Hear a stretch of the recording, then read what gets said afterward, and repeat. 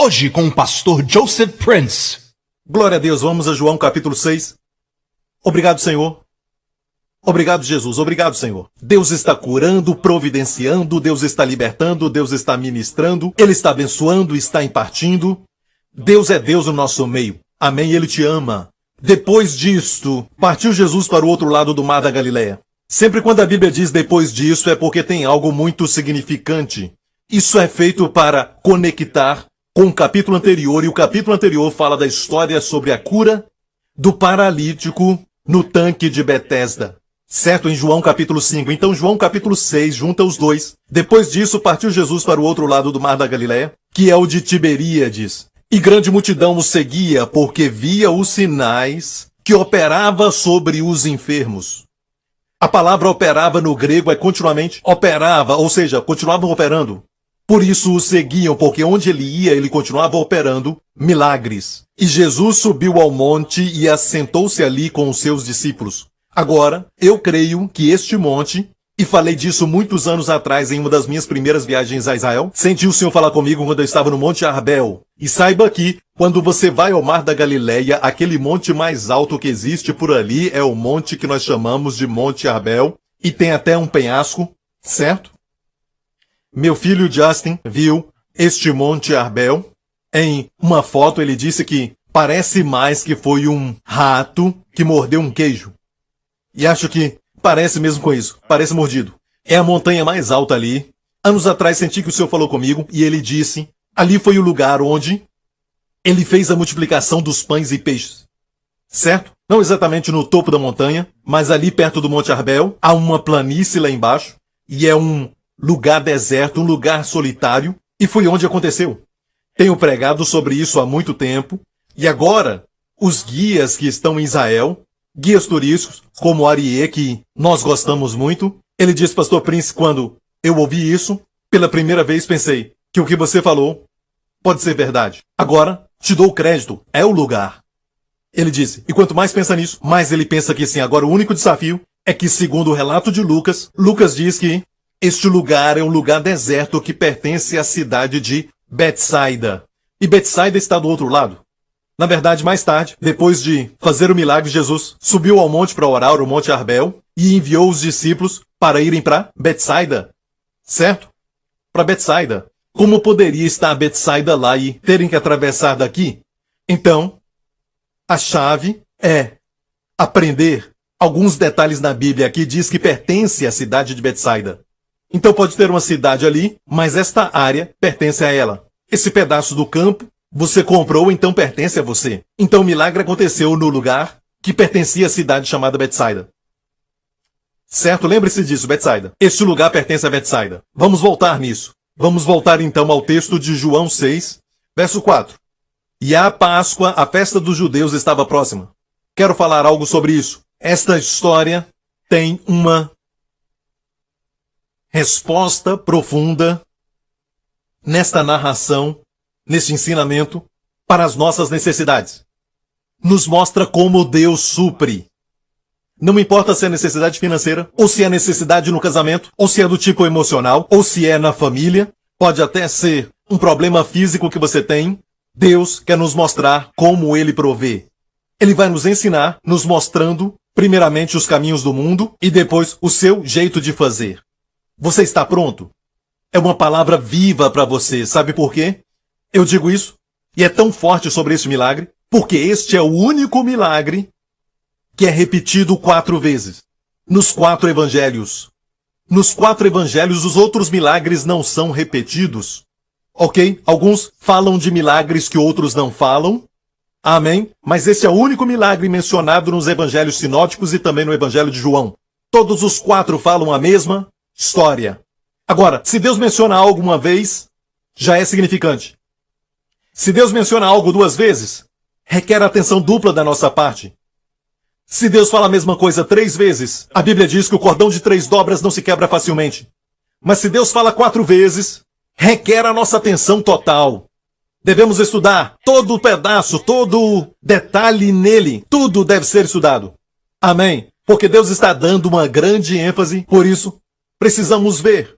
Eu vou ler tudo e não vai demorar muito porque são apenas alguns versos. E eu vou começar no verso 4. E a Páscoa, a festa dos judeus, estava próxima. Então Jesus, levantando os olhos e vendo que uma grande multidão vinha ter com ele, disse a Filipe: onde compraremos pão para estes comerem? Mas dizia isso para o experimentar, porque ele bem sabia o que havia de fazer. Filipe respondeu-lhe: 200 dinheiros de pão não lhes bastarão, para que cada um deles tome um pouco. E um dos seus discípulos, André, irmão de Simão Pedro, disse-lhe: está aqui um rapaz. Está aqui um jovem. Aqui está um garoto. Na verdade, a palavra aqui fala de garotos e garotas, fala de jovens. Está aqui um rapaz que tem 5 pães de cevada e 2 peixinhos. Mas que é isso para tantos? E disse Jesus: mandai assentar os homens. E havia muita relva naquele lugar, porque era primavera. Lemos agora que a Páscoa estava próxima, bem perto de abril, naquele tempo. Então, havia muita relva naquele lugar, era primavera, e a Páscoa estava próxima. Assentaram-se, pois, os homens em número de quase 5.000. 5.000 homens, ok? Se contar mulheres e crianças, teremos mais de, provavelmente, 15.000 ou até 20.000. E Jesus tomou os pães e, havendo dado graças, repartiu-os pelos discípulos e os discípulos pelos que estavam assentados. E igualmente também os peixes quanto eles queriam. E quando estavam saciados, disse aos seus discípulos: recolhei os pedaços que sobejaram, para que nada se perca. Recolheram-nos, pois, e encheram 12 cestos de pedaços dos 5 pães de cevada, que sobejaram aos que, amo a palavra sobejaram, aos que haviam comido. Ok, primeiramente, vamos falar sobre o teste de Filipe. Número 2, vamos falar sobre a resposta de André. Número 3, lições que podemos aprender do garoto. Número 4, vamos falar sobre a responsabilidade dos discípulos. É uma lição sobre liderança. A responsabilidade dos discípulos.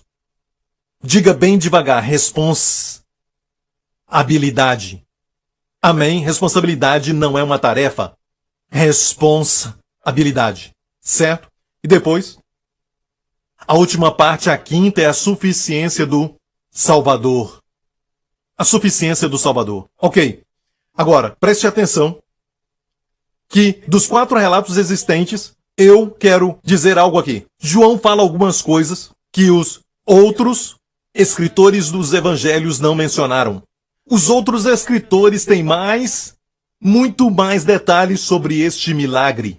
Mas João faz menção de algumas coisas. Ele, na verdade, não colocou algumas coisas que outros colocaram. E colocou coisas que outros não colocaram, porque cada evangelho é único.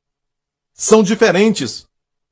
Olha, por exemplo, o relato de João sobre a Páscoa. Volta lá. E a Páscoa, a festa dos judeus, estava próxima. Então esse milagre aconteceu na época da Páscoa. Os outros evangelhos não mencionam a Páscoa. Era tempo da Páscoa. Por quê? Porque em nenhum outro evangelho você encontra a palavra cordeiro. João começa o seu livro falando de outro João, o Batista, apontando para Jesus, dizendo: eis o Cordeiro de Deus que tira o pecado do mundo. Então, por causa disso, ele começa dizendo sobre Jesus como o Cordeiro de Deus, o Filho de Deus, o Evangelho divino. Amém? Então ele menciona que a Páscoa aproximava. Por quê? Era uma festa. Uma festa, e quando você ouve isso, ele poderia dizer que a Páscoa estava próxima.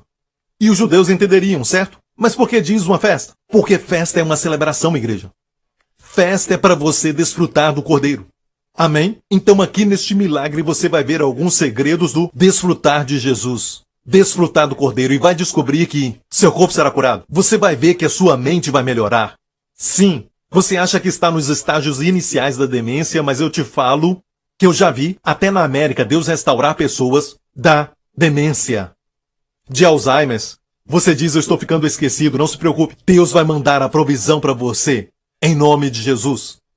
Amém? Essa palavra é para você. Glória a Deus.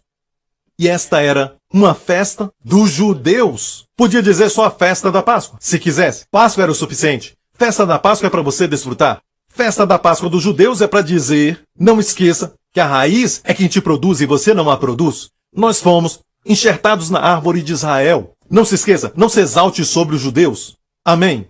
Não se esqueça, todas as alianças vieram através deles. Você foi beneficiado por causa deles. Não sofra de antissemitismo. Não fique por aí concordando com as vozes que existem, falando coisas contra Israel. Sim, Israel está parcialmente cego, e eu repito, está parcialmente cego. Mas muitos estão sendo salvos. Quero te dizer que nós devemos a eles. Você não pode se exaltar só porque Deus revela algo para você da Bíblia deles, escrito no original, na língua deles, foram os profetas deles. Amém? Todos eles escreveram o Novo Testamento, somente um, que era gentil, que foi Lucas. Certo, mas o resto era judeu. E não se esqueça, Jesus também era judeu. Por isso, há um espírito de ódio que o diabo lançou contra essa raça. Então, a festa era dos judeus para nos humilhar, para mostrar que nós estamos em dívida para com o povo judeu. Então Jesus, levantando os olhos e vendo que uma grande multidão vinha ter com ele, disse a Filipe: onde compraremos pão para estes comerem? Você acha que Jesus sabia que a resposta era comprar? Não, porque a próxima frase diz, mas dizia isso para experimentar Filipe. E eu amo isso, porque ele bem sabia o que havia de fazer. Às vezes o Senhor vem e nos faz uma pergunta. Saiba disso, ele mesmo sabe o que deve fazer. É só um teste. Amém? Às vezes ele pergunta, você quer fazer isso? Digo, Senhor, eu não sei porque vai custar muito. E o Senhor disse, pode fazer isso? Eu digo, sim. Anos atrás, quando a nossa igreja era muito pequena e eu tinha recém-casado, me lembro que eu estava estudando numa sala pequena, a única que eu tinha, além do nosso quarto. Nós morávamos num apartamento pequeno e eu me assentava no chão com todos os meus livros. Foi ali que Deus falou comigo sobre essas verdades que prego hoje, sobre como ninguém morreu de quando saíram do Egito para o Sinai. Me lembro dos meus livros ali e então eu também tinha livros sobre crescimento de igreja. Queria que a igreja crescesse e a igreja era de 200 pessoas, quase 300, e eu escutei a voz do Senhor falando comigo. Eu estava ali estudando diante do Senhor, me alimentando em algumas coisas maravilhosas e vi Jesus na Bíblia. E o Senhor disse, está gostando? Eu disse sim. Esse calor que você sente. O Senhor perguntou, você quer que o povo experimente isso? Eu disse sim. Então de agora em diante pode pregar mensagens cristocêntricas? Disse, Senhor, mas todos os sermões que eu escuto pregarem sobre os heróis da fé não falam sobre Jesus, falam sobre a fé, sobre cura, sobre provisão, sobre prosperidade. E ele disse, mas você pode pregar mensagens centralizadas em Jesus? Eu disse sim. No meu coração eu disse sim, ok? Eu pensei, acabou, a igreja não vai crescer. Eu não escuto pessoas pregarem só sobre Jesus. Todas as pessoas que eu via, os grandes pregadores, eles sabem, falavam sobre Jesus, mas não era a mensagem central. Jesus estava lá somente para dar isso e dar aquilo. Mas Jesus no centro? Senti meu coração apertar. E olha o que aconteceu. Pela graça de Deus. Ele estava me testando. Pode fazer isso? E eu disse para ele, Senhor, se eu fizer isso, a igreja não vai crescer. Ele disse, ainda vai fazer. Era um teste. Ainda vai fazer. E eu não. Respondi na hora. Pensei um pouco e lembrei que ele é o Senhor. Eu disse sim. Muitos anos atrás. Era recém-casado. E Jéssica... Não, ela nem tinha nascido. Ela não tinha nascido. Uns 18 anos atrás. Então, por que testar Filipe? De todos os discípulos, por que Filipe? Porque aconteceu perto de uma cidade chamada Betsaida e nada está oculto. E Filipe era de Betsaida. Então o teste sempre vai acontecer em casa. Os de casa primeiro. Seu teste vai acontecer em casa primeiro. E eu sei que o que eu prego vai acontecer em casa primeiro. Meu Deus. Vou dizer com mais força. Em casa, sua esposa vai dizer, ok, amor, eu vou mudar para o púlpito. Por quê? Porque no púlpito você é tão bom. Não, ela nunca falou isso. Mas é verdade, sempre vai começar em casa. Então Filipe foi testado, ele era de Betsaida. Perguntou, Filipe, você conhece bem esse lugar? Onde compraremos pão? Para estes comerem. Uma outra coisa a saber sobre o evangelho de João que não acontece nos outros evangelhos é isto. Quando falam dessa história, somente João menciona nomes. Filipe, André. E só João menciona o garoto. Sabia que os outros relatos deste milagre não falam do garoto que trouxe 5 pães e 2 peixes? Eles dizem, nós temos 5 pães e 2 peixes. Ah, como se eles mesmos tivessem. Nós temos 5 pães e 2 peixes. Mas João menciona o garoto. João é o evangelho pessoal.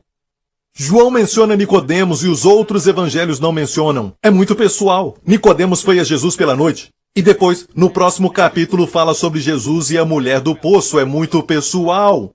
E aqui nós temos André e Filipe. Falou com Filipe primeiro, testando Filipe, porque ele bem sabia o que havia de fazer. Lembre-se disso quando o Senhor fizer uma pergunta. Quero que você saiba que este é o único lugar, o primeiro lugar em toda a Bíblia que o Senhor pede conselho para alguém.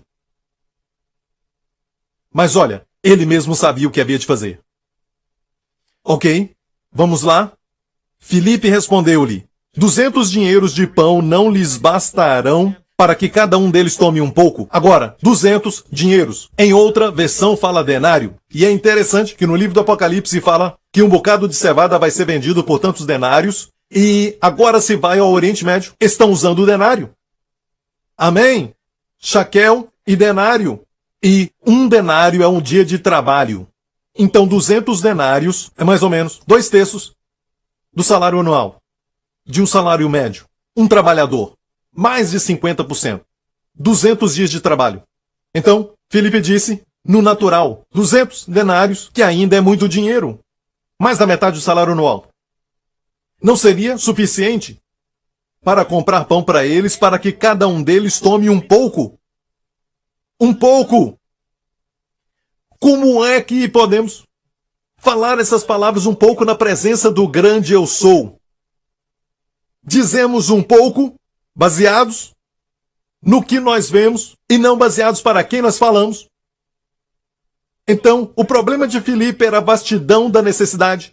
E ele disse para Jesus, nem isso vai bastar para que cada um tome um pouco. Como dizer um pouco na presença daquele que colocou as estrelas no lugar?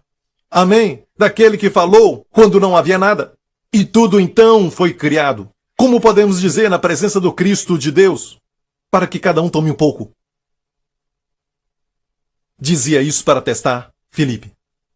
Muitos de nós temos muitas necessidades que sabemos.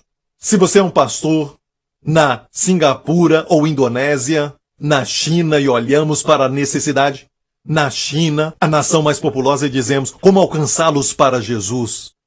Deus tem caminhos que não conhecemos. Olhamos só para a necessidade e então, internamente, desistimos. Olhamos somente para a necessidade. Você está olhando somente para a necessidade do seu corpo, para a cura? Ah, eu conheço um caso que essa pessoa tem o mesmo problema. Aquele outro, não quero nem falar o que aconteceu porque eu estou muito preocupado. Você está olhando para a necessidade? A grandeza do problema. Não está olhando para Jesus. Era o problema de Filipe. Está me ouvindo? Como que Deus vai tocar nessa geração de jovens? Como Deus vai alcançar esta geração da internet? Esta geração que não sabe o que é certo, o que é errado mais. Esta geração que acha que sabe de tudo. E não sabem que algumas regras não mudam, como por exemplo a lei da gravidade. Esqueça a gravidade, eu não acredito na lei da gravidade. Você não acredita na lei da gravidade? Isso não muda a lei da gravidade. Quem tem ouvidos para ouvir, ouça. Então, nós estamos dizendo que o Deus que nós servimos, o Deus que nos ama, não se importa com o tamanho do problema. Ele queria que Filipe soubesse. Filipe, onde compraremos pão? Foi somente um teste. Filipe respondeu, certo? Para que cada um tome um pouco. Dizer um pouco na presença de Jesus. Com Deus, um pouco se torna muito. Deus falou com Moisés na sarça ardente. Ele não tinha nada. Ele deixou sua vida de príncipe, o palácio, com todas as regalias e os benefícios do palácio do Egito. Como realeza, deixou tudo e se tornou pastor. E foi morar no deserto. Quando Deus apareceu na sarça ardente, se ajoelhou diante de Deus tremendo. E então, Deus o perguntou isso. O que é isso? Nas suas mãos. Deus não pede pelo que você não tem. Deus pede o que você tem. O que é isso nas suas mãos? Isso é uma vara, um simples cajado de pastor. Bem, é o suficiente. E com a vara de pastor, quando a ergueu, o mar se abriu. Quando tocou no rio Nilo, se tornou em sangue. Com a vara, quando estavam com sede, ele tocou na rocha. E daquela rocha saíram rios de água viva. Para o povo, com aquela vara. Quando ele usou, não era mais a vara de Moisés, mas era a vara de Deus. E assim foi chamada, depois de tudo, a vara de Deus. Está me ouvindo? O que você tem? Eu não tenho muito, pastor Prince. Como a viúva, quando Eliseu foi à sua casa, ela estava sendo procurada pelos credores naquele tempo porque o marido morreu e deixou uma dívida. E ela tinha 2 garotos e os credores vinham para receber e ela não podia pagar. Os credores iam levar os garotos como escravos. Então ela clamou a Eliseu, o profeta, dizendo: me ajude. E Eliseu disse: o que você tem na sua casa? O que você tem? Alguns de nós olham e dizem: eu não acho que Deus quer tão pouco, é muito pouco. Mas olha o garoto com 5 pães e 2 peixes. O que é isso? O que é isso? Olha a grande necessidade. Desprezamos o pouco que temos. Não pensamos que Deus pode multiplicar. Anos e anos atrás, eu não devia dizer anos e anos atrás. Alguns anos atrás, quando eu estava no colégio, quando eu fazia o 2º grau, eu era gago, gaguejava. Não foi quando eu estava na escola primária, assim que se chama? Certo, mas no colégio, eu era um gago. Eu disse ao Senhor: Senhor, você já conhece a minha história. Como as pessoas riam e todos os meus amigos riam, e as garotas especialmente, elas eram cruéis. E eu estava numa idade muito sensível, eu queria impressioná-las e tudo mais. Eu tinha tanta vergonha. Eu então me retirei do meio deles e tudo mais. E fiquei sozinho. Mas então, um dia quando conheci o Senhor me disse: o que você tem? Senti mal pelo Senhor, eu fiquei com pena dele por mim. O que você tem? Minha boca, Senhor, por favor, não me coloque publicamente. Eu vou tentar escrever canções para você. E o Senhor disse: não, me dê sua boca. E é por isso, se você pergunta por que minha boca é tão grande, este é o propósito. O que você dá, ele multiplica, sabia disso? Você sabia? Ok, certo. Então, antes de falar desse texto que fala sobre André, olha bem. Eliseu perguntou o que ela tinha. Ela disse: somente um pouco de óleo. Um pouco, ela disse, um pouco. Sempre falamos como a sunamita, só um pedaço de bolo. Do jeito que falamos, é bem assim. Mas com Deus, somente um pouco de óleo no vaso é o suficiente. Amém. A farinha na panela não vai acabar. Deus multiplica tudo isso. Sabe? O meu cálice a ti levanto. É um hino de verdade. Faz-me novo, faz-me transbordar. Então outro da nossa igreja vem e diz: enche o meu vaso, Senhor. Enche tudo. Hã? Grande vaso. Por que pedir um cálice? É muito pequeno. Sabe? Fazemos canções assim, mas Deus não pede o que você não tem. Se você tem, sabe, um talento ou algo assim, dê ao Senhor. Amém? E um dos seus discípulos, André, irmão de Simão Pedro, disse para Jesus: está aqui um rapaz que tem 5 pães de cevada e 2 peixinhos. 2 peixinhos, não esqueça. Falou 2 peixinhos. E aqui, neste verso, tem 2 termos diminutivos. Um é um rapaz e o outro peixinho. Um rapaz, 2 peixinhos. 5 pães. Ok, está aqui um rapaz que tem 5 pães de cevada e 2 peixinhos. Os detalhes aqui são interessantes. Mas antes de falar do problema com o André, o que é isso para muitos, ele perguntou, vamos falar das coisas boas sobre ele. André era um líder. André escolhia pessoas, sabia disso? Você é assim. Você vê potencial nas pessoas. Talvez até num garoto você vê potencial. Ou você vê problemas, você vê todos os tipos de erros, você também vê as falhas das pessoas, sabe? Olhando sempre para as pessoas de forma negativa. Mas se você olha e vê potencial, potencial, potencial, você é um líder. André era assim. Ele amava ver potencial nas pessoas. A primeira vez que lemos sobre André foi neste mesmo Evangelho de João, no capítulo 1. Diz um dos 2, porque ele era discípulo de João Batista, um dos 2 que ouviram aquilo de João e o seguiram. Um dos 2 que seguiram a Jesus foi André, irmão de Simão Pedro.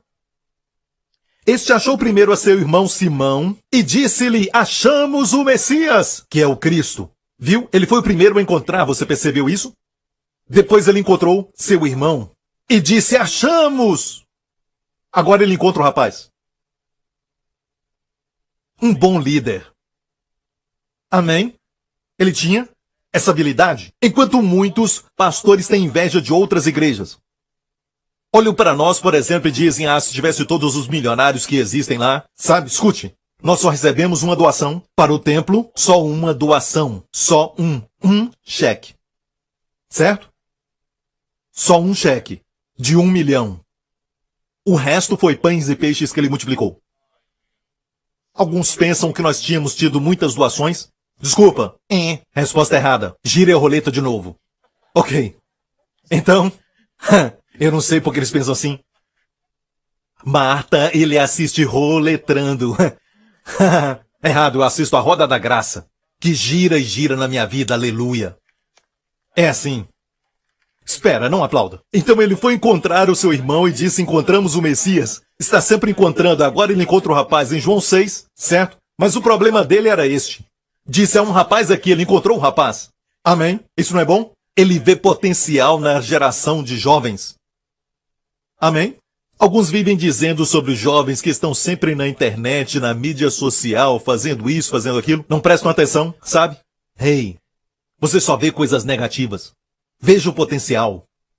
Lembra alguns dias atrás que eu preguei sobre se esquecer sobre aquilo que os filmes mostram sobre Jesus e os discípulos? Todos eles eram jovens. Eu provei naquela mensagem, eu provei isso. Somente um deles era casado. Pedro. Jesus tinha 30 anos. Todos eles eram jovens. Eles eram bem novos. Sabe aquele filme Jovens Pistoleiros? Eram jovens. Amém. Só Jesus é que pagava imposto. Não os demais, só ele e Pedro. Porque os demais não tinham a idade de 20 anos. Mas os filmes mostram os discípulos, uau! Como um vovô aqui, um vovô ali, sabe? Amém?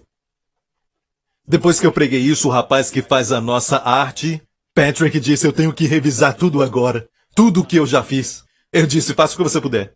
Ok. Então, qual foi o problema dele? Um rapaz aqui com 5 pães de cevadas e 2 peixes, mas o que é isso para muitos? Olha, o que é isso para muitos? Então, o problema de Filipe era a grandeza da necessidade. O problema de André era a pequenez da provisão. Olhou para a provisão e disse, o que é isso? Isso é somente 5 pães. Pães de cevada, 5 pães e 2 peixinhos. Olhou aquilo e disse, o que é isso para muitos? Então, Filipe olhou para as pessoas? Certo? André olhou para quê? Aquilo que tinha, o que eles tinham, mas depois ele disse, o que é isso para muitos? O problema de Filipe era a grandeza da necessidade, o problema de André era a pequenez da provisão. Nenhum deles olhou para Jesus. Na nossa companhia eu não sei o que está acontecendo, estamos arrecadando pouco, então precisamos que neste ano mudemos. Hey, traga Jesus para a situação. Pastor, você não sabe da minha dívida. É muito grande. A mulher que procurou Eliseu, os credores estavam vindo, porque o marido devia para eles muito. Então, leia essa história em 2 Reis. Os credores estavam vindo e por falar nisso. Ele disse isso. O que você tem? Só um vaso de azeite. Ele disse, vá para os seus vizinhos e empreste vasos vazios. Não é difícil encontrar vasos vazios. É fácil encontrar vasos vazios na sua vizinhança, sabe? Certo? Ela precisava encontrar vasos vazios. Então, ela fez isso, ele disse isso. Olha para as escrituras. Não podemos parar, mas quero falar essa história antes de continuarmos. Ele ainda disse, empreste não poucos. O profeta disse, empreste não poucos. Então, os 2 filhos e ela trouxeram todos os vasos que conseguiram da vizinhança e ele disse, comece a derramar, feche as portas e derrame. Derramaram do pequeno vaso e eu pesquisei a palavra que está ali. O pequeno vaso de óleo é o mesmo que você tem hoje nos supermercados e compra. Uma pequena garrafa de azeite era o que eles tinham, só. E derramaram. Quanto mais derramavam, e derramavam, e derramavam, e derramavam, enchia, e enchia, e enchia, e enchia, e enchia. E finalmente, a mãe pediu, me dá mais um vaso, pediu aos garotos. Eles disseram, não há mais vaso. Escute, a provisão é maior do que a necessidade. Não disseram, tem mais 5 vasos vazios, mas é melhor nós pararmos por aqui. Já é suficiente. Isso não aconteceu. Quando Deus desceu para julgar Sodoma e Gomorra, e ele teve uma conversa com Abraão, Deus não parou de dar misericórdia para Sodoma e Gomorra. Deus não cessou até que Abraão parou de pedir. Isso é algo que precisamos receber porque são os caminhos do Senhor, os caminhos dos céus, diferente do mundo. A economia do mundo está baseada na escassez. Então falamos como Felipe e André. Ou olhamos a grandeza da necessidade, ou olhamos a pequenez da provisão que temos. O que temos é pouco. O que você tem na sua casa é pequeno vaso de azeite. Vá. É o suficiente. Empreste. E olha o que ele disse. Em 2 Reis. Então veio ela e fez saber o homem de Deus, e disse ele, vai e vende o azeite e paga a tua dívida. Você acha que Deus parou ali? Só pagar a dívida? Às vezes pregamos como se fosse só para pagar a dívida. Mas olha o resto. E tu e teus filhos vivei do resto. Quando Deus dá, Ele dá mais do que o suficiente. Não só resolve o problema da dívida. Não só a dívida foi paga, mas sobrou bastante para desfrutarem durante a sua vida. Podiam tirar até férias. Aleluia! Esse é o nosso Deus. E ainda fala que a provisão é pequena e fala que há uma grande necessidade na sua companhia. Ou então, diagnóstico do médico. A severidade do diagnóstico. A seriedade daquele diagnóstico. Nunca olhando para Cristo. É o nosso problema. Voltemos para João 6, verso 10. E disse Jesus, mandai assentar os homens. Antes do milagre acontecer, assentai-vos. Descanse. Descanse. Jesus disse para assentar. Primeiramente, assente-se. Mandai assentar os homens. Muita gente andando naquele lugar. Veja. Pensamos que sem ordem o Espírito de Deus não flui. Não, o Espírito ainda pode fluir. Onde não há ordem. Então, havia muita relva naquele lugar, assentaram-se, pois, os homens em número de quase 5.000, e Jesus tomou os pães, mas agora, quando lemos o relatório de Marcos, ele diz que foi assim. Assentaram-se de uma certa forma. Vamos ler isso. Olha, assentaram-se repartidos de 100 em 100, de 50 em 50. Muito interessante. Por favor, tenha paciência, porque eu gosto de me aprofundar. E anos atrás eu vi isso e eu ainda não preguei sobre isso. Assentaram-se repartidos. A palavra repartidos ali, certo é a palavra, enfileirados, como em filas. Mais ou menos assim. Quando você olha bem, eles sentaram de 100 em 100 em 50. Era organizado e fácil para a comida ir bem longe e todos podiam comer. Se todo mundo ficasse andando em várias direções, alguns iam ficar sem comer e alguns não iam comer nada e outros iam comer 3, 4 vezes. Iam ficar dando volta e eu sei quem são. Gente que come muito aqui na frente, certo? Iam pedir mais. Amém. Então foi um maravilhoso método que nós podemos ver pela sabedoria do Senhor. Até na hora do milagre, pensamos que, só deixa o Espírito fluir, deixa fluir. Não, não, tem ordem e ainda milagre. Posso ouvir um amém? E percebeu que era tudo em múltiplos de 5, 50 e também 100. Isso é interessante porque anos atrás eu estudei como Israel saiu do Egito e eu estava interessado em uma palavra. Em uma versão diz que quando Israel saiu do Egito, saíram ordenados. Ordenados.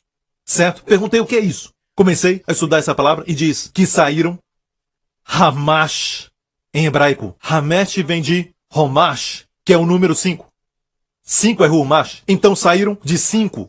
É muito interessante. Olha essa palavra, quando eles saíram do Egito e os filhos de Israel subiram armados da terra do Egito. E essa é apenas uma versão. Nessa versão diz armados. Outra versão diz ordenados. Mas nessa versão diz os israelitas saíram do Egito preparados para lutar. Preparados para lutar. Então, eu falei que a palavra era múltiplo de 5. Eles saíram em 50 e 100. E essa é uma figura de estar armado. Essa é a ordem divina. Está escutando? Esta tradução é muito interessante. Essa tradução diz: o Senhor fez o povo dar a volta e por 50 saíram do Egito. Por 50. Viu isso? Homash. Múltiplo de 5. O que estou dizendo? O que é isso? Para vocês que são da New Creation sabem disso. 5 é o número da graça. Amém? 5 é o número da graça.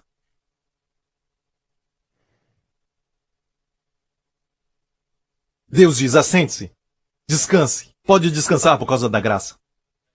A Páscoa está próxima, uma festa para desfrutar. Assente-se e desfrute quem? O Cordeiro. Amém? Há uma base pela qual Jesus e os discípulos se assentaram. E olha bem que, liderança, vocês têm que se assentar antes do povo. Se está nervoso e estressado, as pessoas não aprendem com você. Vamos ao começo de João 6, eu sei que vimos isso agorinha mesmo. João 6, bem no começo. Isso, aí bem no verso 3, Jesus subiu ao monte e sentou-se com os seus discípulos. Então ele se assentou e os discípulos também. Havia necessidade, mas eles sentaram. Já falei isso, que essa é a melhor posição para pregar. Acho tão bom. E não é porque estou ficando velho. Não é isso. É espiritual. É a graça. Me sinto bem. Manda pipoca aí, hein? Ah, não, só estou brincando. É muito bom, não é, Matthew? Fica pessoal. Ok? Mas vamos lá. E você é sentado. Então, é uma postura da graça antes do milagre acontecer. E fala com as pessoas que antes de orarem por cura, livre-se do estresse, livre-se da preocupação e da ansiedade. Diga para Deus, aqui está a minha preocupação, minha ansiedade. Ok? Você está entendendo? Certo. Mas vamos voltar ao texto. Mandei o povo assentar. Eram cerca de 5.000 homens, então Jesus tomou os pães e deu graças, e depois de ter dado graça, dá para imaginar o grande Criador dando graças por tão pouco. Dando graças por quê? Tão pouco. Reclamamos da dor que temos em uma parte do corpo e não agradecemos a Deus por 98% do nosso corpo que está bem. E dizemos, por que Deus, quando Deus nos tem dado tanto e muita gente está doente do corpo inteiro. Pessoas que estão nos hospitais, você não está, mas está com dor. Hey, eu sei, Deus quer que essa dor saia do seu corpo, mas agradeça ao Senhor. Não espere que tudo esteja perfeitamente bem, tudo tranquilo, para agradecer a Deus, nunca vai agradecer. Jesus deu graças, não olhou a imensidão da necessidade, não olhou a pequenez da provisão. Ele olhou para Deus e deu graças pelo pouco. E pouco se tornou muito. É isso aí! O Espírito Santo nos fazendo lembrar, em um outro relato, quando Jesus atravessou o mar da Galileia do outro lado, diz aqui no verso 23, então alguns barcos de Tiberíades aproximaram-se do lugar onde o povo tinha comido após o Senhor ter dado graças. Obviamente o Pai ficou tão alegre com isso, que o Pai fez com que o Espírito Santo escrevesse isto. O milagre aconteceu depois de o Senhor ter dado graças. O que vai acontecer quando você der graças? Hey, nós damos graças ao Senhor. Mas porque o Senhor deu graças, Ele é o Senhor. Nos mostrou como receber o nosso milagre.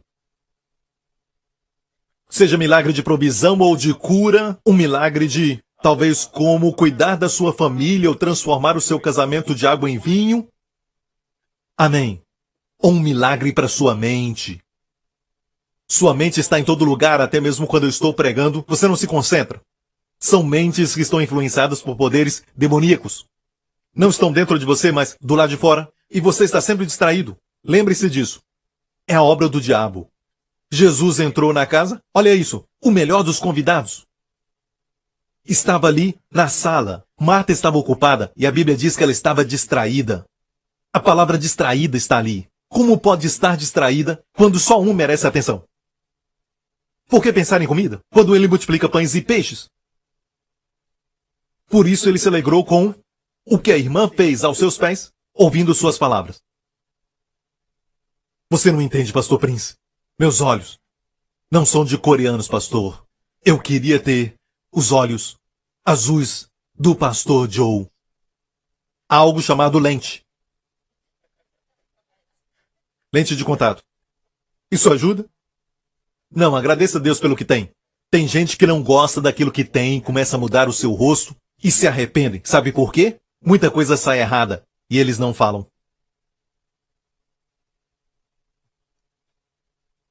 Eu sei. Só estou brincando. Certo, vamos voltar ao texto. Vamos terminar. Então Jesus tomou os pães, deu graças e os repartiu entre os discípulos. Então, ele repartiu, tomou os pães, repartiu e deu aos discípulos. Agora, eu gosto do relato de Marcos, em Marcos 6,41. Em Marcos diz, tomando os 5 pães e os 2 peixes, olhando para o céu, abençoou, ou deu graças e partiu os pães, entregou aos seus discípulos para que servissem o povo, e também dividiu os 2 peixes entre todos eles. Essa expressão entregou aos seus discípulos. Entregou-os aos seus discípulos no relato de João, não fala desta maneira, mas no relato de Marcos. Está, na verdade, no tempo indefinido.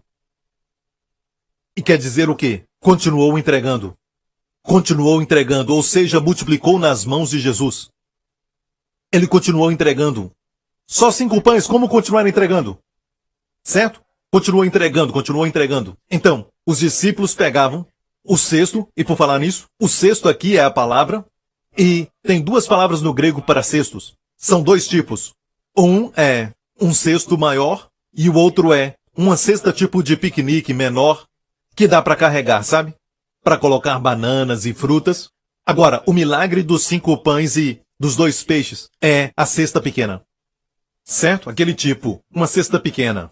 Você está entendendo? Os discípulos vinham a Jesus e traziam essa cesta pequena e Jesus colocava pão. E eles saíam pelas filas, distribuíam e voltavam a ele outra vez. Devemos sempre voltar a ele.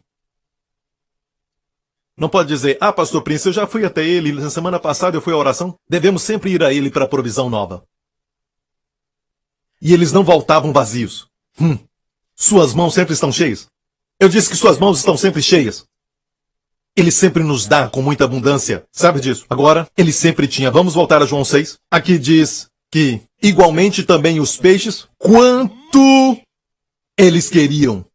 Quanto eles queriam, não o que Deus dava. Porque diz que era quanto eles queriam, nós sabemos que a vontade de Deus era para quanto eles queriam. Eles pegavam quanto eles queriam, os discípulos voltavam. Quando os cestos ficavam vazios, eles voltavam a Jesus, e houve outra multiplicação de pães e peixes, 7 pães, em outro lugar, do outro lado do mar da Galileia, na região dos gentios, onde aconteceu aquela possessão demoníaca. Houve um outro milagre lá, dessa vez para 4.000. E Jesus usou 7 pães. A economia de Deus é assim. Aqueles cestos lá eram cestos bem grandes. Certo? Quantos sobejaram? Do que sobrou, 7 cestos cheios. 7 é o número das 7 nações gentílicas. Aquele milagre foi para os gentios. Neste aqui sobraram 12 cestos cheios. 12 é o número das tribos de Israel.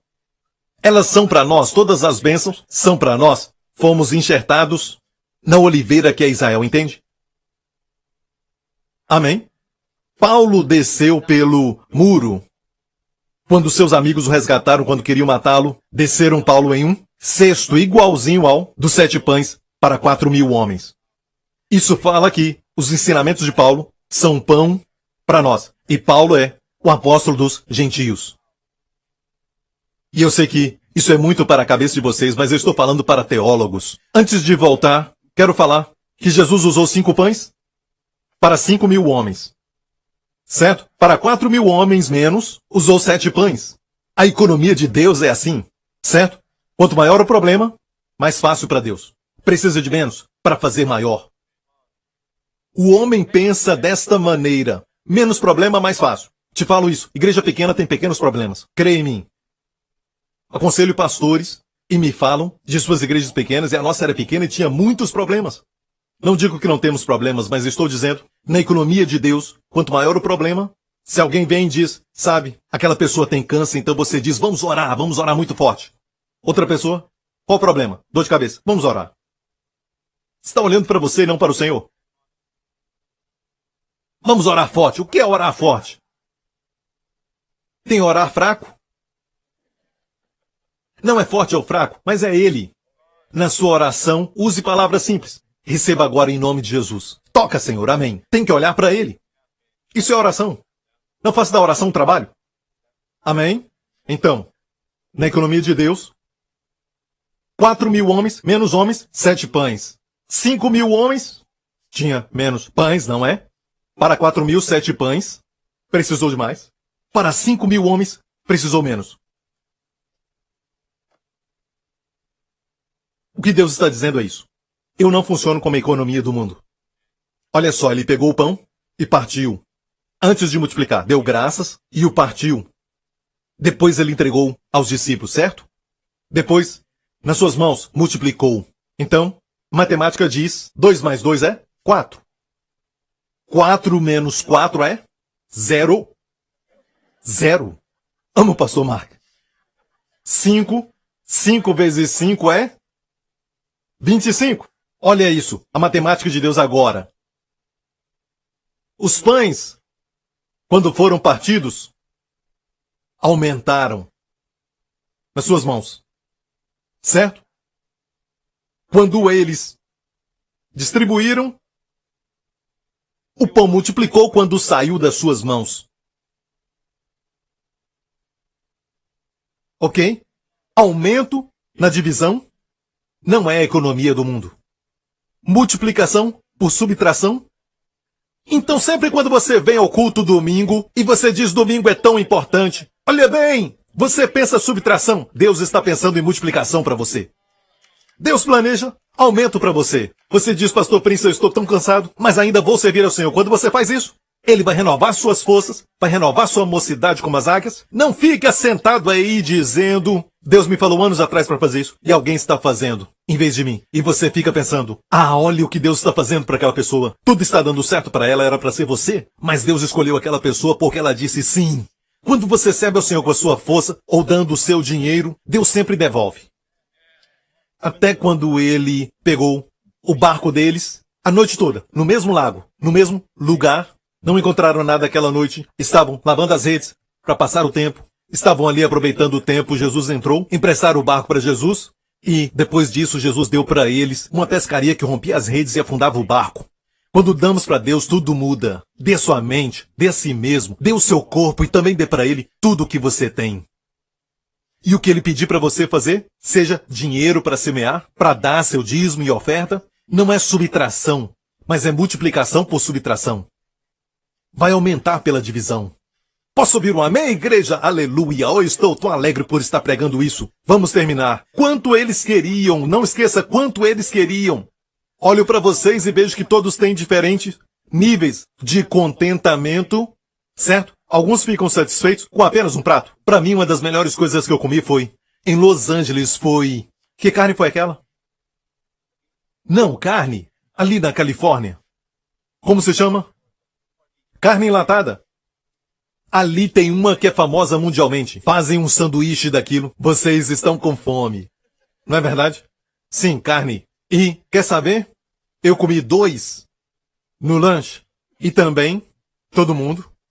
Depois, na janta, comemos o mesmo sanduíche. Era tão gostoso, é famoso mundialmente. Só que, dessa vez, eu pude comer somente um sanduíche. Daquela carne enlatada. Olhei para o pastor Lawrence e ele tinha comido os 2 sanduíches.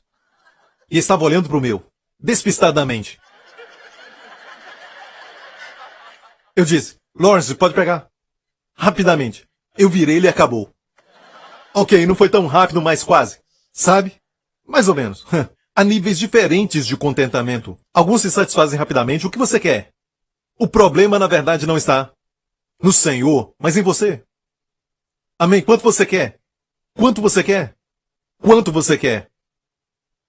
A história de José, o herói da fé, ao ver seus irmãos, olha o que ele disse ao seu servo. Aquele servo era a figura do Espírito Santo. Olha só o que ele disse. Depois deu ordem José ao dispenseiro, uma figura do Espírito Santo, dizendo, enche de mantimento o saco dos homens de comida, quanto puderem levar. Quanto puderem levar. Quanto você quer? É uma boa oração, aumenta-me, Senhor. Quero dizer, aumente a minha capacidade. Aumente a minha capacidade para receber. Uma grande oração, amém? Senhor, estou crendo por tão pouco, quando Tu és tão grande. Então, Senhor, aumente minha capacidade. Não tenho Te honrado. Orei por um trabalho, quando o Senhor queria me dar uma posição. Mas na minha mente, como posso ter uma posição? Com tão pouca educação, com tão pouca experiência. Nessa cidade tão pequena.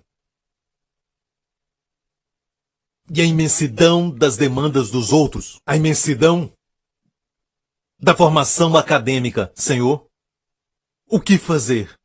Dê graças pelo que tem. E descanse. Porque Ele não vai descansar até terminar o trabalho de hoje. Amém? Tanto quanto queriam, Ok, amo isso. Vamos ao verso 12. Já vamos terminar. Quando estavam saciados. Eu amo isso. Não quando comeram e disseram, ok, isso aqui está bom até eu poder comer de novo. Comeram até ficarem saciados? Há um princípio chamado não coma até ficar saciado. Eu já tentei isso, realmente. Sabe aquela dieta nova que as pessoas estão fazendo? Não é uma nova dieta. Não coma até ficar cheio. Só coma e beba água, beba água. O problema é que eu fico com fome muito rápido. Certo? Isso é muito individual. Não seja um legalista. A Bíblia diz que comeram até ficarem saciados. Para mim, comer 2 vezes ao dia já está bom. Se eu comer, até ficar cheio. Certo? Deus dava o maná de manhã, depois codornizes, carne à noite. Então, comeram no deserto 2 refeições por dia. Alguns pensam, pastor, como eu faço isso? Não é uma lei.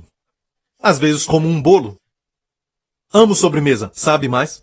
Há um princípio aí. Elias recebia a provisão de Deus, os corvos traziam carne durante a manhã e a tarde. Lembra disso? Então eu creio que é melhor não comer muito, mas quando comer, coma bem, até ficar cheio. Amém? Comeram até estarem saciados. Disse aos seus discípulos, recolhei os pedaços que sobejaram, para que nada se perca. No Evangelho nada se perde, nada se perde, tem que recolher o que sobeja, sim. Com Deus não falta nada, mas não podemos desperdiçar. Aí está a beleza. Não falta, mas não estraga. Ok? Recolheram-no, pois, e encheram 12 cestos de pedaços dos 5 pães de cevada, pães que haviam sobejado aos que haviam comido. Fico pensando que, por exemplo, Tomé, aquele que estava sempre duvidando, ele indo muitas vezes para Jesus, não vou voltar mais, acho que não tem mais pão. Ele volta para Jesus e encontra suas mãos sempre cheias, sempre dando. Já viu isso? Que quando você vai para Jesus as suas mãos estão cheias? Ou você está falando no passado, eu ia para Jesus. Eu me lembro quando fui. Tem uma experiência agora? Sempre voltavam para ele. Encontravam suas mãos cheias. Ok? E talvez Tomé pensou bem. Essas pessoas estão comendo primeiro. Quando é que eu vou comer? Pedro pensou. Quando é que eu vou comer? Bem no final. Jesus disse, peguem o que sobrou. Não esqueça, são cestos pequenos. De piquenique. Haviam 12 cestos cheios. Estavam cheios? 12, sendo que um cesto para um homem já era muito. Certo? 12 cestos cheios. Com peixes. Para cada um dos 12 discípulos. E te falo isso. O Senhor nunca vai esquecer o que você deu para ele. A Bíblia diz que o que rega também será regado. A alma generosa prosperará. Uma outra tradução diz que vai aumentar. Na economia de Deus, quando você dá, volta para você muito mais. Amém? Foi abençoado? Aprendeu algo aqui? Está olhando para a imensidão da necessidade? Seja no seu corpo, na sua família, sua situação, no casamento, ou seja, um problema emocional, ou está viciado em alguma droga. Ninguém sabe disso, mas você está viciado. Seja o que for, talvez o alcoolismo. E você pensa que isso é maior do que você. Quando você olha para isso, vai te sufocar. Pastores e líderes, às vezes, ficamos desanimados com a imensidão da necessidade. Mas ei, pare de olhar para isso. Pare de olhar para o pouco que você tem. E olhe para Ele. Nosso provedor inesgotável. Amém. O Rei dos Reis, Senhor dos Senhores, nosso Senhor Jesus. Não se esqueça. Tudo isso aconteceu porque, não esqueça, João falou, a Páscoa estava próxima. A provisão que viria do Deus Santo, um Deus que é muito santo, para nos abençoar com abundância, é porque o seu Filho pagou pelos nossos pecados. Então hoje, se alguém te falar que o seu pecado está segurando a sua bênção, certo? Você sabe que é uma doutrina que não é de Deus. Não é de Deus porque você está anulando a cruz de Jesus Cristo. Amém. Isso pode falar até para o descrente, mas não pode falar isso para o Filho de Deus. Seus pecados foram perdoados porque alguém morreu. E comemos do cordeiro assado. Assado porque foi no fogo do juízo de Deus. Comemos dele, é comida para nós. Diz que é comida para nós. Não só comida para nós, mas também provisão. A provisão foi baseada em a Páscoa se aproximava. Era o Espírito Santo falando que Deus proveria todas as coisas. Amém, igreja? Foi abençoada? Amém. Feche os seus olhos, curva a sua cabeça aqui neste lugar. Obrigado, Senhor Jesus. Se você está aqui, amigo, e nunca confessou a Jesus Cristo como seu Salvador e Senhor, esta é a sua oportunidade. Não estou te falando para mudar de religião, nem mesmo para mudar de igreja. Estou te falando para nascer de novo, como Jesus falou. Coloque sua fé no Senhor Jesus Cristo. Naquela cruz, Jesus carregou seus pecados e carregou todo o seu passado e também toda a sua natureza adâmica. Cristo carregou e fez a obra na cruz. Hoje ele te dá uma nova identidade. Ele faz de você uma nova pessoa, chamada uma nova criatura. Então, amigo, quero te perguntar. Você nasceu de novo? É num instante. Não nascemos de novo fazendo o bem. Nascemos de novo confiando em Cristo. Se esse é você, onde você estiver, faça essa oração comigo.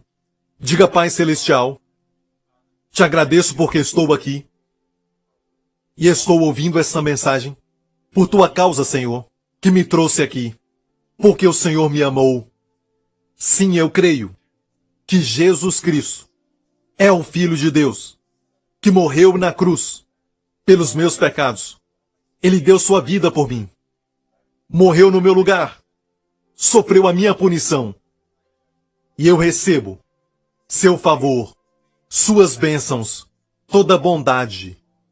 E te agradeço, porque ele se fez pecado pelos meus pecados, para que eu seja feito justo pela sua justiça.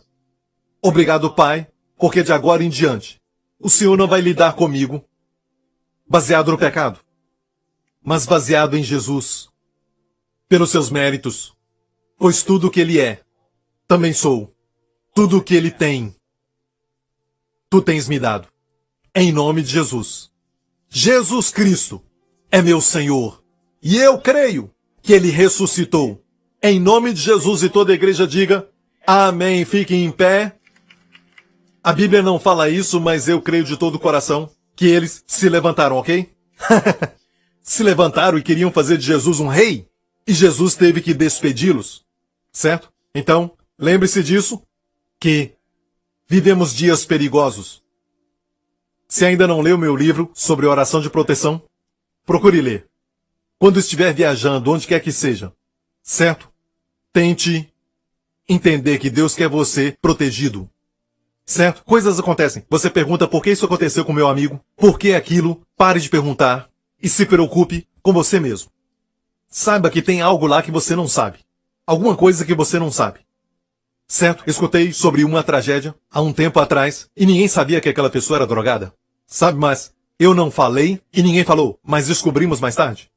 Ok? Mas o fato é este. Só vemos o exterior. Não sabemos de nada. Confie em Deus. Você só se preocupe com Deus. Levante as suas mãos neste lugar, que nessa semana o Senhor te abençoe. A você e sua família, aos seus amados. Alguns vão viajar, que o Senhor te proteja. Que o Senhor te guarde de todo o perigo, de ameaças, de doenças, da tragédia. Que o Senhor te proteja de todo o mal. Que o Senhor resplandeça o seu rosto sobre ti, conceda a ti o favor. Que o Senhor levante o seu rosto sobre ti e conceda a você e aos seus amados sua shalom, saúde, bem-estar e paz. Em nome do Senhor Jesus Cristo. E todo o povo diga amém. Deus te abençoe. Nos vemos. Obrigado por sintonizar no programa de hoje. Esperamos que tenha sido uma bênção para a sua vida. Para mais informações sobre o programa da Igreja New Creation, acesse o site ncctv.org.sg. Lá você poderá se inscrever para receber um devocional diário do pastor Joseph Prince. Seja incentivado e fortalecido todos os dias e saiba o quanto Deus lhe ama através desses devocionais. Acreditamos que o seu dízimo pertence à igreja que você frequenta e oramos para que você seja grandemente abençoado, altamente favorecido e profundamente amado.